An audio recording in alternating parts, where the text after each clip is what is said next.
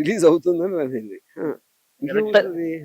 అంటే రక్త చరిత్ర టైంలో మీకు బాగా వార్నింగ్స్ వచ్చాయని చాలా రూమర్స్ వచ్చాయి. దాని మీద అవి ఎవ్వరు వాడిని మరి ఇప్పుడు ఈ జనరేషన్ లో అందరూ పాన్ ఇండియా స్టార్స్ అయిపోతున్నారు. సో ఇప్పుడున్న పర్టికులర్ పాన్ ఇండియా స్టార్స్ లో మీ ఫేవరెట్ ఎవరు? ఇప్పుడు స్టార్స్ ఫేవరెట్స్ నాకు ఎప్పుడు లేరు. మరి నెక్స్ట్ మూవీ గ్యాంగ్స్టర్ మూవీ అంటున్నారు. మరి ఏ రేంజ్ వైలెన్స్ ఉండబోతుంది? It will be violent, but A range అంటే నేను టేప్ పెట్టి కొలవలేను కదా. Welcome to best TV. అన్నిటికన్నా ముందు నాకు నట్టి కుమార్ గారికి మధ్యలో జరిగిన రక్త చరిత్ర తర్వాత మళ్ళీ మేము ఒకే స్టేజ్ మీద మళ్ళీ రక్త చరిత్ర ఈసారి ఫ్రెండ్స్ గా కలిసిపోయి రిలీజ్ చేయడం అనేది ఒక ఆబ్వియస్లీ మీ రియాక్షన్ బట్టి తెలిసిపోయింది సార్. యా, ఇప్పుడు ఈ సందర్భంగా ఒక సీక్రెట్ చెప్తాను. ప్రతీకారమే లోక వినాశకం మహాత్మా గాంధీ, ప్రతీకారమే పరమ సోపానం మహాభారతం. ఈ రెండు కూడా వాళ్ళిద్దరూ ఎప్పుడు అనలా. అది నేను పెట్టినప్పుడు ఆయన ఎందుకు ఎప్పుడు అన్నారంటే ఎవరు పట్టించుకోవడం ఎవరు తెలియదు.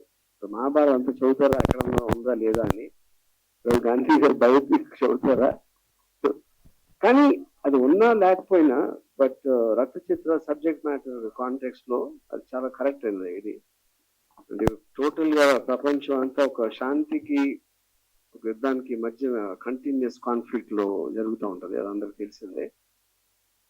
అండ్ డెఫినెట్ గా రక్త చరిత్ర నా కెరీర్ లో చాలా స్పెషల్ ఫిల్మ్ అది. ఎందుకంటే ఆ పర్టికులర్ అప్పుడు జరిగిన స్టోరీ అనేది దాంట్లో క్యారెక్టర్స్ ఇన్సిడెంట్స్ నేను చాలా విపరీతంగా స్టడీ చేసి చేయటం జరిగింది.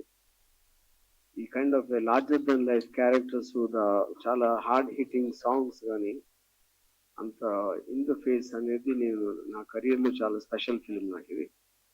And I'm very happy that Murali గారు నటి గారు ఈ సినిమాని మళ్ళీ రిలీజ్ చేస్తున్నారు 17 జూలై. అండ్ నేను చెప్పినట్టు సాటర్డే 11 4 o'clock ఓపెన్ చేస్తున్నారు. So I really looking forward to watch the film in the theatres. And thank you very much. ఒక్క క్వశ్చన్ సార్,